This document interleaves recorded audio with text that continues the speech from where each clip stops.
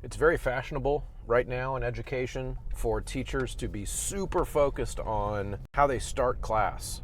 I mean, I've probably heard more in the last 2 years than ever in my 22 years of teaching about greeting every student at the door, and how you, like, the words you say at the beginning of class and how you start class, and all. And I agree that starting class is important, but don't sleep on the end of class. The way this is maybe different in choir and in music classes than other classes, but I really don't think it is that what is happening as the bell rings in your class, what is the vibe that students are leaving the classroom with, I would argue is probably more important than how they start the class, because that's the image that they're going to carry with them out into the hall. That's the chatter they're going to have with their friends as they leave the room and as they walk to their history class or whatever from your class. Did they feel successful as the bell was ringing, or did they feel frustrated, dejected, activities that were attempted that were not successful? What feeling do they carry out? So when I have student teachers, when I am giving advice to younger teachers, when I'm working with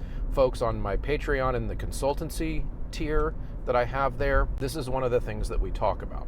We talk about day to day, on average over the course of, say, 2 weeks, how often is there dead time at the end of class as the bell's about to ring so it's awkward, or how often are they trying to do something where the activity that you ask them to do, there's not enough time yet for it to be finished and successful, and so the bell rings in the middle of a failed attempt. Because I think teachers forget and miss often how important those impressions are that they carry out of the classroom. So here's the suggestion. When you're getting to be about 2-3 minutes away from the end of your class, first of all, teachers, you got to know when that's going to happen.